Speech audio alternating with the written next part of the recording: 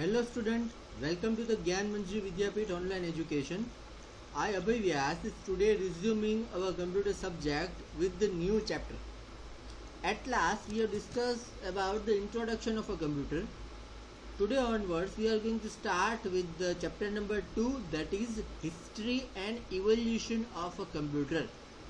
That means computer की शुरुआत जो है वो कहाँ से हुई थी. तो इनिशियली जब भी पहला कंप्यूटर का इंट्रोडक्शन हुआ, मेनली रिक्वायरमेंट क्या थी कंप्यूटर की, mainly why computer was introduce.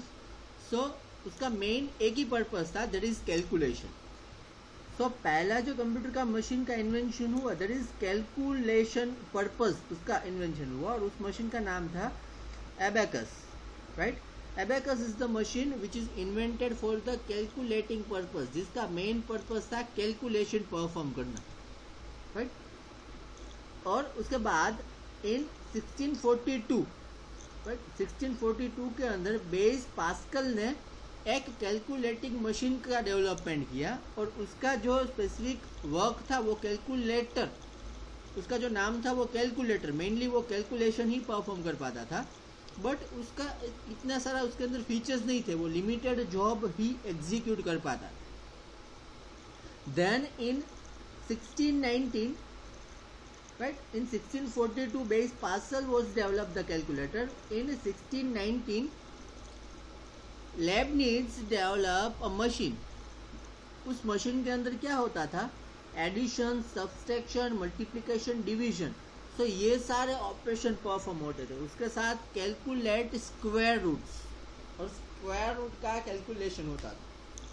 So mainly इस पैराग्राफ में जो बताया गया है वो ये है कि ये जो स्पेसिफिक एबेकस, उसके बाद स्पेसिफिक 1642 के अंदर बेस पास्कल ने एक मशीन डेवलप किया. उसके बाद 1690 में लेबनिज ने एक मशीन डेवलप किया. सो ये जो मशीन डेवलप हो रहे थे उस समय में, जिसका मेन पर्पस क्या था कि कैलकुलेशन परफॉर्म करना, ओनली कैलकुलेटर ही थे.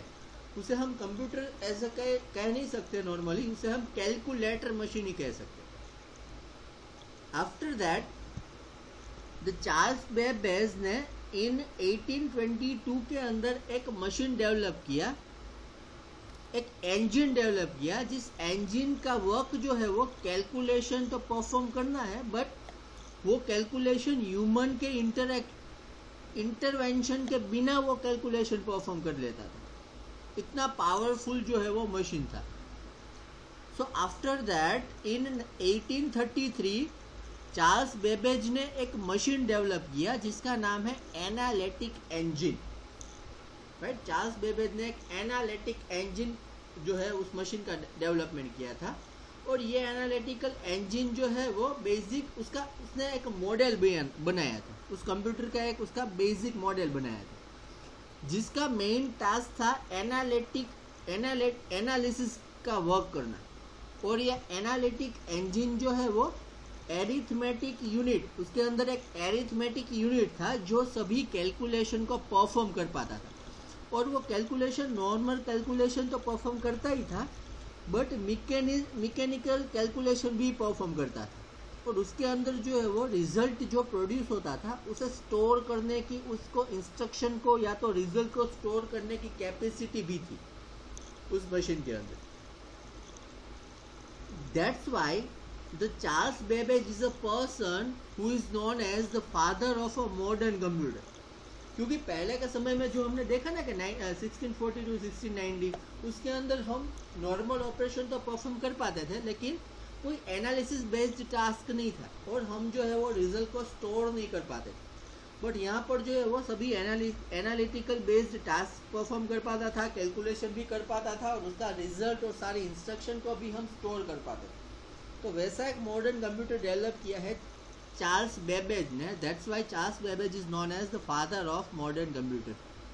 उसके बाद इन 1940s में जॉन वॉन न्यूमैन कर एक इंसान था जिसने एनकोड इंस्ट्रक्शंस डेवलप की थी. ऐसी एक लैंग्वेज डेवलप की थी कंप्यूटर के अंदर, जिसके कि हम कंप्यूटर के अंदर प्रोग्राम स्टोर कर पाए. नॉर्मली कंप्यूटर के अंदर पहले के समय में क्या था, हमें इनपुट डालना होता था, प्रोसेस करने के बाद हमें आउटपुट मिल जाता था. तो कंप्यूटर कोई भी काम अपने आप नहीं कर पाता था. So if you want to design the computer in such a way that computer can do some of the tasks automatically, so that the John von Neumann कर जो पर्टिकुलर पर्सन था उसने एक ऐसा मशीन बनाया जिसके अंदर आप stored program, that means computer के अंदर प्री डिफाइंड प्रोग्राम को स्टोर कर सको, उसके अंदर इंस्टॉल कर रख सको, जिससे कि कंप्यूटर जो है वो बेसिक टास्क अपने आप जो है वो परफॉर्म कर पाए। नॉर्मल जो रूटीन टास्क होता था वो हमें कंप्यूटर को हर बार परफॉर्म करने के लिए इंस्ट्रक्शन देनी ना पड़े, तो वैसे इंस्ट्रक्शन प्री डिफाइंड कंप्यूटर के अंदर स्टोर रहे। After that in 1946 J Presper Eckert करके एक पर्सन था, उसके साथ जॉन डब्ल्यू मॉथली करके एक पर्सन था, उसने एक मशीन का इन्वेंशन किया जिसका नाम था एनियाक। बट इस मशीन का इन्वेंशन हुआ था यूनिवर्सिटी ऑफ पेंसिल्वेनिया में, और ये एनियाक मशीन का फुल फॉर्म यहाँ पर दिया गया है, that is electrical numerical integrator and calculator. This is the first machine to use large number of vacuum tube. यह पहला ऐसा मशीन था जिसके अंदर सबसे ज्यादा वैक्यूम ट्यूब का यूज हुआ था। बेसिकली वैक्यूम ट्यूब का मतलब था उसके अंदर स्पेसिफिक सर्किट जिसके द्वारा कंप्यूटर जो है वो चल सके, अपना काम कर सके। सो ऐसे सर्किट का नाम है वैक्यूम ट्यूब, और ये वैक्यूम ट्यूब जो है वो सबसे ज्यादा इस मशीन के अंदर यूज हुआ था। ये जो मशीन था वो साइज में काफी बड़ा था, this machine is big in size, तो उसे जो है वो जगह काफी चाहिए होती थी रखने के लिए, और ये मशीन जो है उसे वो काफी हीट जनरेट करता था क्योंकि उसके अंदर large amount of vacuum tube थी, और सभी वैक्यूम ट्यूब जो है वो काफी इलेक्ट्रिसिटी कंज्यूम करती थी, that's why it generates more heat. So जहाँ पर ये मशीन को हमें रखना होता था वहाँ पर compulsory we must have to install AC, हमें कूलिंग के लिए एसी को वहाँ पर रखना ही पड़ता था। और इस मशीन के अंदर अगर आपको इनपुट सेंड करना हो और उसका आउटपुट चाहिए हो तो आपको जो है वो पंच कार्ड कर एक कार्ड आता था, उस कार्ड के ऊपर आपको इनपुट जो है वो पास करना होता था और उस कार्ड को हमें इंसर्ट करना होता था मशीन के अंदर, और उस कार्ड के अंदर ही आपको आउटपुट मिलता था। उस समय पर जो है वो इनपुट आउटपुट के सभी डिवाइसेस नहीं थे, तो ये कार्ड ही आपका इनपुट और आउटपुट की इंफॉर्मेशन को मेंटेन करता था, राइट। और उस मशीन के अंदर जो है वो कोई इंटरनल मेमोरी जैसी कोई चीज़ नहीं थी, तो जो भी आउटपुट और इनपुट आपको चाहिए होता था वो सभी ये पंच कार्ड ही मेंटेन करता था, कोई स्पेसिफिक मेमोरी कंप्यूटर के पास नहीं थी। सो this is about the basic introduction of this computer. अभी जो हम पढ़ने वाले हैं that is the generation of computer based on the hardware. मतलब कि पहले कंप्यूटर की साइज कितनी थी और उसकी कैपेबिलिटी कौन कौन सी थी, और नाउअडेज कंप्यूटर की साइज कितनी है और उसकी कैपेबिलिटी क्या है। So based on the hardware, based on the size of computer and its feature, we are going to discuss the specific generations of computer. So in the first generation of computer contains the specific timing over here, that is from 1945 to 1955, right? 1945 से लेकर 1955 तक की जो generation थी वो computer की first generation थी, और फर्स्ट जनरेशन में जो मशीन आया था उसका नाम था ENIAC, that is ENIAC, Electronic Numerical Integrator and Calculator. So this particular machine, ये जो मशीन था उसके बाद एक IBM कंपनी जो थी, IBM कंपनी, जिसने एक मशीन डेवलप किया था जिसका नाम है UNIVAC 1, UNIVAC, that is UNIVAC 1, और उसका पूरा नाम है universal automatic computer.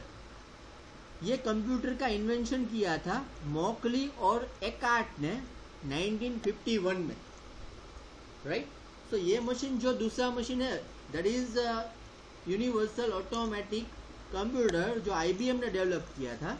IBM company के अंदर 2 एम्प्लॉय थे, दैट इज मॉकली एंड एकार्ट, उसने 1951 में डेवलप किया था, और उस मशीन का मेन यूज जो है वो बिजनेस डेटा प्रोसेसिंग का था।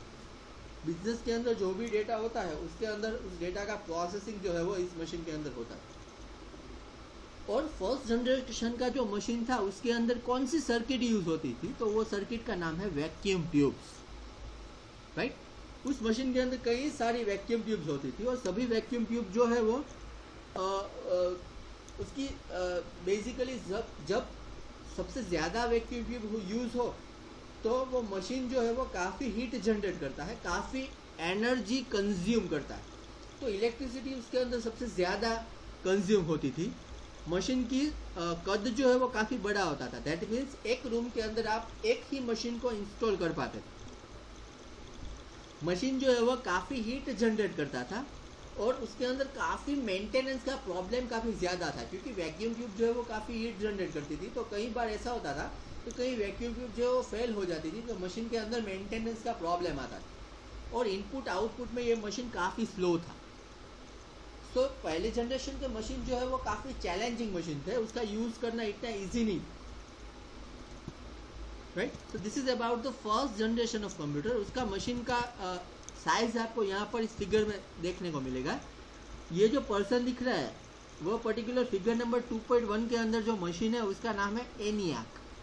तो आप देख सकते हो ये मशीन जो है वो साइज में काफ़ी बड़ा है। ये एक ही मशीन है, ये पर्सन जो यूज़ कर रहा है वो एक सिंगल मशीन है, एक सिंगल एनियाक मशीन। और वैक्यूम ट्यूब जो मैंने बोला था वो एक सर्किट है। तो वैक्यूम ट्यूब यहाँ पर जो आप देख पाते हो वो पर्टिकुलर जो सर्किट है वो सभी वैक्यूम ट्यूब है। So vacuum tube is basically an electronic circuit which consume the electricity. इसके मदद से ही आपका कंप्यूटर जो है वो चलता है। सो this is about the first generation of computer. Then the second generation of computer was introduced which replaced the vacuum tube. अभी सेकेंड जनरेशन का टाइमिंग जो है वो 1955 से लेकर 1965 तक का था। और सेकेंड जनरेशन के जो कंप्यूटर्स थे वो वैक्यूम ट्यूब्स का यूज़ नहीं करते थे, क्योंकि वैक्यूम ट्यूब जो है वो काफ़ी इलेक्ट्रिसिटी कंज्यूम करता था। तो now vacuum tube is replaced by the transistor. अभी जो है वो ट्रांजिस्टर का यूज़ होने लगा। ट्रांजिस्टर जो है वो साइज में काफ़ी स्मॉल था, स्मॉल कंपोनेंट था और वो जो है वो सेमीकंडक्टर मटेरियल का बना हुआ था। उसका एक फिगर भी आप लोग यहाँ पर नीचे देख पा रहे हो। The figure number 2.3 is shows the transistor. वो काफ़ी स्मॉल सर्किट थी जो काफ़ी कम इलेक्ट्रिसिटी कंज्यूम करता था as compare with the vacuum tube. Vacuum tube से तो कम ही इलेक्ट्रिसिटी कंज्यूम करता था।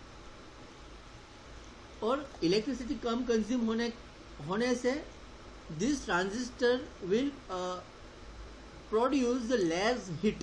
इसके अंदर जो है वो लेस हीट प्रोड्यूस होती थी, क्योंकि ये इलेक्ट्रिसिटी कम कंज्यूम करता था तो हीट भी लेस प्रोड्यूस होती थी। और कंप्यूटर की साइज जो है अभी थोड़ी कम हो गई थी as comparing with the first generation, right.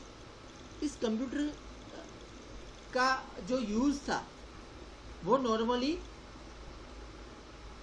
थोड़ा फास्ट हो गया। इसका ऑपरेशन का परफॉर्मेंस जो है उसका ऑपरेशन, जैसे कि फर्स्ट जनरेशन में इनपुट आउटपुट की प्रोसेस में काफ़ी टाइम कंज्यूम करता था, तो सेकेंड जनरेशन के जो कंप्यूटर है उसके प्रोसेसिंग स्पीड थोड़ी बढ़ गई, उसका परफॉर्मेंस थोड़ा इंक्रीज हो गया, थोड़ा अच्छा हो गया।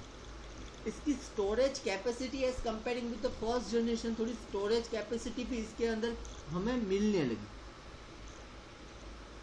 और यहाँ पर यह जो स्पेसिफिक कंप्यूटर था वो ओनली मशीन लैंग्वेज ही नहीं समझता था। पहली जनरेशन का जो कंप्यूटर था ना उसके अंदर हमें as a input we must have to send the machine language in the punch card. Punch card का यूज़ कर हमें मशीन लैंग्वेज के साथ ही कंप्यूटर के साथ कम्युनिकेट करना होता था। But in this generation we can communicate with the computer by using some of the high level language. Second generation के यूज से हम हाई लेवल लैंग्वेज का यूज़ कर सकते थे और वो हाई लेवल लैंग्वेज का नाम यहाँ पर दिया गया है, that is ALGOL and Fortran, right. ALGOL and Fortran कर दो हाई लेवल लैंग्वेज थी, जिसके अंदर इंग्लिश लैंग्वेज के अंदर कोई स्पेसिफिक सिंटेक्स होती थी। उस सिंटेक्स को फॉलो कर हमें जो है वो कंप्यूटर के अंदर इंफॉर्मेशन सेंड करनी होती।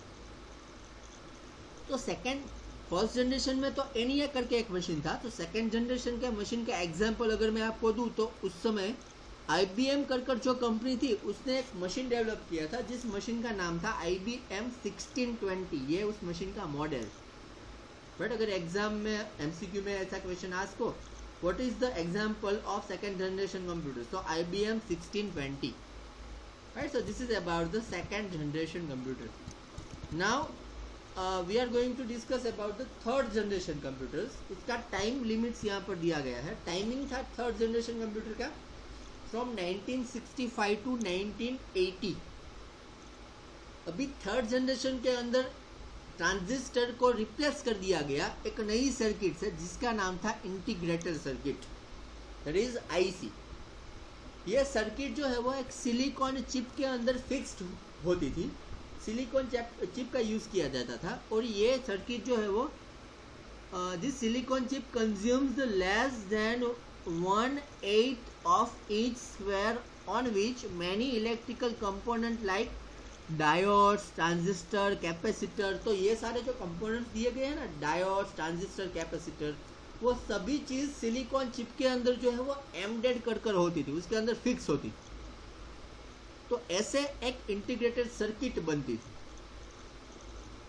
सो उस समय जो है वो बेसिकली इंटीग्रेटेड सर्किट जब भी आई तभी उसकी साइज सर्किट की कम हो गई और उस सर्किट के अंदर डायोड्स, ट्रांजिस्टर और कैपेसिटर सभी चीज़ें एक माइक्रो साइज के अंदर आ गई और उसका पावरफुल इम्पैक्ट ऐसा पड़ा कि वो मशीन जो है वो उसकी साइज तो कम ही हो गई, मशीन थोड़े छोटे हो गए और वो मशीन जो है वो साइज में स्मॉल, वर्क में फास्टर हो गए और यूज़ करने में काफ़ी फ्लेक्सिबल हो गए क्योंकि इनपुट आउटपुट की प्रोसेस जो है वो थोड़ी स्पीड में होने लगी और इनपुट आउटपुट डिवाइसेस भी उस समय जो है वो डेवलप हो गए. तो उस मशीन का यूज़ जो है वो स्मॉल बिजनेसेस, जो छोटे छोटे बिजनेस होते थे, वो सभी बिजनेस के अंदर ये कंप्यूटर का यूज़ जो है वो होने लगा. और उस कंप्यूटर को हम मिनी कंप्यूटर के नाम से भी जान सकते हैं. उसका दूसरा नाम है mini computers, right? Because this computer is small in size and will provide the powerful performance by its speed and performance, right? So उस समय के कंप्यूटर का नाम जो है वो मिनी कंप्यूटर्स हुआ करता था. और मिनी कंप्यूटर्स का एग्जाम्पल अगर एग्जाम में आपको पूछे तो उसका एग्जाम्पल यहाँ पर दिया गया है, दैट इज IBM 360, PDP-8 और PDP-11. This all are the example of third generation computer. और यहाँ पर जो आपको एक सर्किट दिख रही है वो सर्किट है इंटीग्रेटेड सर्किट, राइट? उसके अंदर डायोड्स है, ट्रांजिस्टर्स है और कनेक्टर्स, ये सभी चीज़ें इसके अंदर जो है वो एम्बेड होती है. This is the integrated circuit. Because of this circuit machine becomes more powerful. Then the fourth generation was introduce और उसका टाइम लिमिट है 1980 से लेकर 1989 तक. फोर्थ जनरेशन के अंदर टेक्नोलॉजीज जो है वो चेंज हो गई. आईसी इंटीग्रेटेड सर्किट को रिप्लेस कर दिया गया by VLSI, that is full form of VLSI is very large scale integration, right? अभी मशीन जो है वो थर्ड जनरेशन से भी काफ़ी फास्टर हो गए, साइज में स्मॉल हो गए और रिलायबल हो गए क्योंकि अभी जो मशीन परफॉर्म करता था वो काफ़ी स्पीड में सभी टास्क परफॉर्म करता था और जो भी हमें रिजल्ट देता था वो एक रिलायबल रिजल्ट. और अभी मशीन जो डेवलप हुई है फोर्थ जनरेशन में उसके अंदर स्पीड काफ़ी बढ़ गई और पावरफुल परफॉर्मेंस हो गए. तो स्मॉल ऑर्गेनाइजेशन के साथ जनरल पर्पस के लिए भी मशीन का यूज़ होने लगा, पर्सनल पर्पस के लिए भी मशीन का यूज़ होने लगा. तो मशीन के अंदर जो एप्लीकेशन आती थी उसका भी डेवलपमेंट काफ़ी रैपिड हो गया, राइट? तो it will allows the rapid application development जिसके अंदर सभी सॉफ्टवेयर जैसे कि Word, Excel, PowerPoint, Notepad, Paint, WordPad, ऐसे एप्लीकेशंस जो है वो काफ़ी मात्रा में डेवलप होने लगे. और ये कंप्यूटर जो है वो काफ़ी यूज़र फ्रेंडली होता था जिससे कि सभी व्यक्ति पर्सनल पर्पस के लिए अपने आप यूज़ कर सके मशीन को. सो ऐसा मशीन को हम पर्सनल कंप्यूटर के नाम से भी जाना जाता है, right? Fourth generation computer is also known as personal computer, that is PC. और ऐसे PC के एग्जाम्पल्स अगर आपको मैं दूँ तो IBM PC और Apple II, this particular two computer which is known as the personal computers. Now fourth generation computer is also includes the super computer. Super computer भी तभी डेवलप हो गए, राइट? ऐसे सुपर कंप्यूटर का एक नाम मैं आपको दूँ तो that is CRAY, that is Cray series. Cray कर एक कंप्यूटर की सीरीज थी जिसे हम सुपर कंप्यूटर के नाम से जाना जाता है. अभी सुपर कंप्यूटर के बारे में मैं आपको थोड़ा डिटेल में बात करूँ तो सुपर कंप्यूटर जो है उसकी प्रोसेसिंग कैपेसिटी काफ़ी हाई है और उसकी कॉस्ट भी काफ़ी हाई है, because it will provide us particular processing capability up to billions of instruction per second. एक सेकेंड के अंदर बिलियंस ऑफ इंस्ट्रक्शन ये परफॉर्म कर पाता था। और सुपर कंप्यूटर का मेन जो यूज़ था वो intensive numerical computing, that means आपको जो है वो काफ़ी हाई लेवल का कैलकुलेशन परफॉर्म कर देता था। सुपर कंप्यूटर के अंदर आप जो है वो स्टॉक एनालिसिस कर पाते थे। वेदर फोरकास्टिंग के लिए भी सुपर कंप्यूटर का यूज़ होता है। आज के समय में अगर आप देखते हो तो वेदर फोरकास्टिंग जो भी होता है ना, मोबाइल के अंदर एप्लीकेशन भी आती है और कंप्यूटर की मदद से भी बेसिकली हमें ये जानकारी मिलती है। तो ये वेदर फोरकास्टिंग का मतलब कि आगे कौन से दिन में कभी बारिश होगी, कभी कौन सा तापमान होगा, तो ये जो चीज़ है उसे हम वेदर फोरकास्टिंग कहते हैं। वो मेजर होती है सुपर कंप्यूटर से, राइट। सो यहाँ पर हम इंडिया के अंदर जो सुपर कंप्यूटर यूज़ होता है ना, उसका नाम है परम। उस कंप्यूटर का नाम है PARAM, परम सुपर कंप्यूटर, जिससे कि हम वेदर फोरकास्टिंग कर सकें। सो ऐसे कॉम्प्लेक्स जो भी टास्क थे, जो भी टफ टास्क थे, वो सभी परफॉर्म होते थे सुपर कंप्यूटर में। और आज के समय में ये सभी कंप्यूटर्स, जो भी कंप्यूटर्स है वो नेटवर्क में अपना वर्क करता है। That means multiple computer will connect together to perform a particular task. सभी कंप्यूटर एक दूसरे के साथ कनेक्ट होकर पर्टिकुलर टास्क परफॉर्म कर सकते हैं। तो this is about the 4th generation of computer. Then right now we are living in the 5th generation of computer. The timing of 5th generation, that is 1989 to this date. After 1989 से लेकर आज के समय में जो generation computer की चल रही है, that is 5th generation of computer, right? Now 5th generation of computer के अंदर जो है वो बेसिकली कौन सी चीज़ आ रही है, तो यहाँ पर हमें 5th जनरेशन में जो मिल रहा है वो है specific multi tasking processors available है। आज के समय में जो प्रोसेसर होते हैं जो हमें हाई लेवल प्रोसेसिंग परफॉर्म करके देते हैं, वो मल्टी टास्किंग प्रोसेसर्स होते हैं जो पर्टिकुलर टाइम के अंदर साइमल्टेनियसली मल्टीपल टास्क परफॉर्म कर पाते हैं। आज के समय में हमें कंप्यूटर्स जो मिलते हैं वो साइज में काफ़ी स्मॉल होते हैं। जैसे कि लैपटॉप, उसे आप एक जगह से दूसरी जगह इजीली अपने बैग के अंदर कैरी कर मूव करवा सकते हो।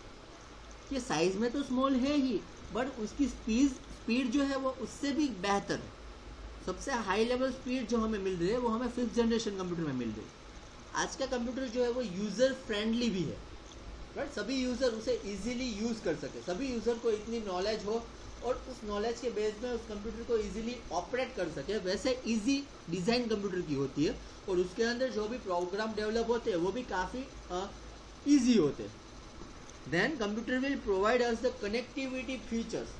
हम कंप्यूटर को इंटरनेट के साथ भी कनेक्ट करवा सकते हैं, कंप्यूटर को एक कंप्यूटर में से मल्टीपल दूसरे कंप्यूटर में भी कनेक्ट करवा सकते हैं। और ये कनेक्टिविटी जो है वो वायर्ड भी हो सकती है वायर के साथ, और वायरलेस कनेक्टिविटी भी हो सकती है with the help of internet, right. Internet का यूज़ कर आपको जो है वो कनेक्टिविटी के फीचर्स भी यहाँ पर मिल रहा है। ये कंप्यूटर पोर्टेबल है। पोर्टेबल का मतलब आप इजीली वन प्लेस से अनदर प्लेस में कैरी करवा सकते हो और काफ़ी सोफिस्टिकेटेड है, राइट। ऐसे कंप्यूटर के बारे में अगर मैं आपको एग्जांपल दूँ तो डेस्कटॉप जो होते हैं, जो नॉर्मल कंप्यूटर घर पे होते हैं, PC, उसे भी हम 5th जनरेशन के कंप्यूटर कह सकते हैं।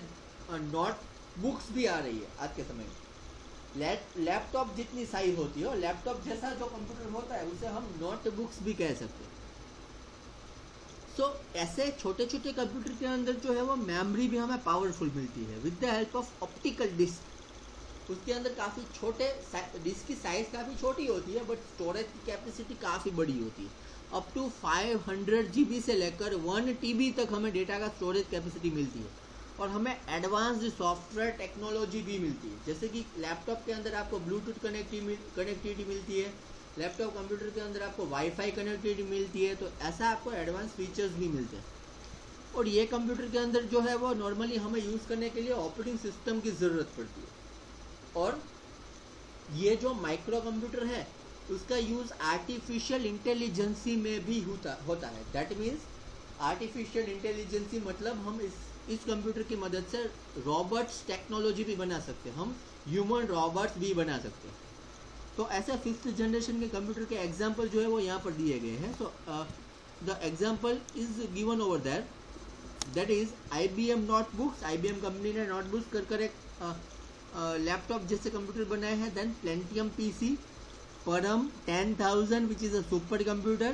So this all are the examples of 5th generation computer, right? So this is about all the generation. ये जो हमने जनरेशन देखी वो कंप्यूटर की हार्डवेयर की जनरेशन थी, right? Based on the hardware we have seen all the generations of computer. So let's discuss this particular chart based on the computer generation with its characteristics. So the generation contains the first generation. The characteristics of first generation, that is, it uses the vacuum tube. The computer is very bigger, slower in the performance and less effective. It uses the punch card facility and it will not use for the commercial purpose. Business के लिए इसका use basically नहीं होता। So ऐसे computer का example यहाँ पर दिया गया है, that is IBM UNIVAC 1, right? Then the second generation computer's characteristics is it used the transistor, right? Vacuum tube is replaced by the transistor over here. The computer is a faster